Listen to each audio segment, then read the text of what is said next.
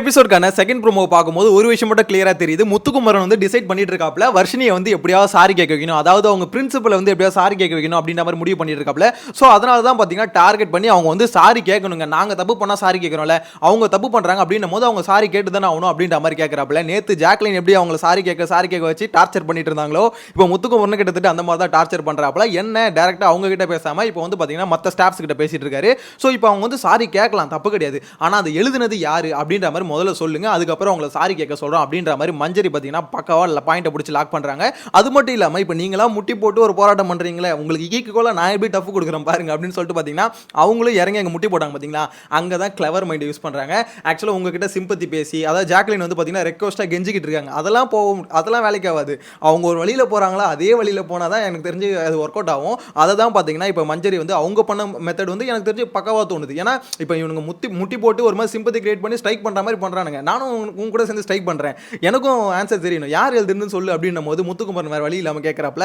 ஆக்சுவலாக யார் எழுதுன்னு சொல்லுங்கடா, அவங்க தான் சொல்கிறாங்களே இந்த பனிஷ்மெண்ட் இல்லை தயவு செஞ்சு சொல்லுங்கடா அப்படின்றாப்ல. ஆனால் யாருமே ஒத்துக்க மாட்டாங்க. நான் இன்னைக்கு காலையில் வந்து பார்த்தீங்கன்னா லைவ் அதிகமாக செக் பண்ணல, ஏன்னா இன்னைக்கு வெளியே போயிருந்தேன். ஸோ இப்போ நீங்கள் எத்தனை பேர் பார்த்துருக்கீங்க, அதில் வந்து யார் எழுதுன்னு லைவில் இன்கேஸ் போட்டிருந்தாங்கன்னா எனக்கு கமெண்ட்டில் மென்ஷன் பண்ணுங்கள். ஏன்னா நான் ட்விட்டரில் செக் பண்ண வரைக்கும் அதுக்கான ஃபுட்டேஜும் அதுக்கான டீட்டெயில்ஸும் பார்த்தீங்கன்னா எதுவுமே இல்லை. ஸோ நீங்கள் இன்கேஸ் பார்த்துருந்தீங்க அது யார் எழுதுனது அப்படின்ட்டு தெரிஞ்சுதான் மறக்காம கமெண்ட்டில் மென்ஷன் பண்ணுங்கள். ஆனால் எவனோ ஒருத்தன் வேலையை பார்த்துட்டு இருக்கான், இன்கேஸ் நீங்கள் யாருமே பார்க்கல அப்படின்னு வச்சுக்கோங்களேன், அந்த ஃபுட்டேஜ் வந்து பிக் பாஸ் வந்து பார்த்தீங்கன்னா வேணும்னு காமிக்காம கூட விட்டுருக்கலாம். ஏன்னா இன்ட்ரெஸ்டிங்காக இருக்கணும், யார் எழுதுன்னு தெரியாமல் இருக்கணும் அப்படின்றதுக்கு கூட சொன்னும் பண்ணியிருக்கலாம்னு வச்சுக்கோங்களேன். இதில் வந்து பார்த்தீங்கன்னா மெயினாக இதில் வந்து கோச்சிக்கிட்டு போய் சண்டை போட்டு ஓரம் உட்காந்துருக்கிறது யாருன்னா தர்ஷிகா தான். ஏன்னா தர்ஷிகாவை தான் பார்த்தீங்கன்னா வர்ஷினி திட்டாங்க. ஸோ அவங்களுக்கு ஆதரவாக தான், அதாவது ஸ்டூடெண்ட்ஸ் எப்படி அவங்க பேசலாம் அப்படின்ற மாதிரி ஒரு புரட்சி போராட்டம், என் தங்கம் என் உரிமை அப்படின்னு சொல்லுவாங்க. அந்த மாதிரி தான் பார்த்தீங்கன்னா இப்போ முத்துக்குமரன் உட்காந்துக்கிட்டு அவங்க வந்து சாரி கேட்கணும் அப்படின்ற மாதிரி உட்காந்துட்டாங்க. இன்னொரு சைடில் வந்து சௌந்தர்யா ஆல்ரெடி நேற்றே பார்த்தோம் பர்ஃபார்மன்ஸ், ஏற்கனவே ஓவர் பர்ஃபார்மன்ஸ்னு வெளியே கலாச்சிட்டு இருக்கானுங்க.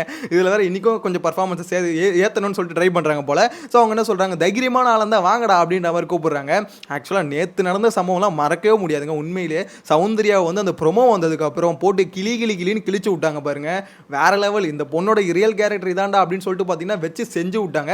ஆக்சுவலாக இன்றைக்கி வந்து பார்த்தீங்கன்னா ஆல்ரெடி எல்லாரும் தெரிஞ்சிருச்சுல. ஸோ இது வந்து பார்த்தீங்கன்னா ஒரு ஃபேக்கான ஒரு கண்டென்ட், இவங்க பண்ணுற ஒரு ஸ்கிரிப்ட் தான் அப்படின்றதுனால அது வந்து பார்த்தீங்கன்னா பெருசாக இம்பாக்ட் ஆகலை. பட் இருந்தாலும் சௌந்தர்யா சொல்கிறாங்க, நீங்கள் யார் ஆம்பளை, அதாவது தைரியமான ஆம்பளையாக தான் வந்து சொல்லுங்க அப்படின்ற மாதிரி பார்த்தீங்கன்னா பாய்ஸ் டீமில் சொல்கிறாங்க.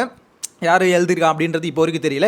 இன்கேஸ் உங்களுக்கு தெரிஞ்சுதான் மறக்காமல் கமெண்ட்டில் மென்ஷன் பண்ணுங்கள். வர்ஷினி வந்து சாரி கேட்கறதும் பார்த்தீங்கன்னா அவங்க இஷ்டம் தான் வச்சுக்கோங்களேன்.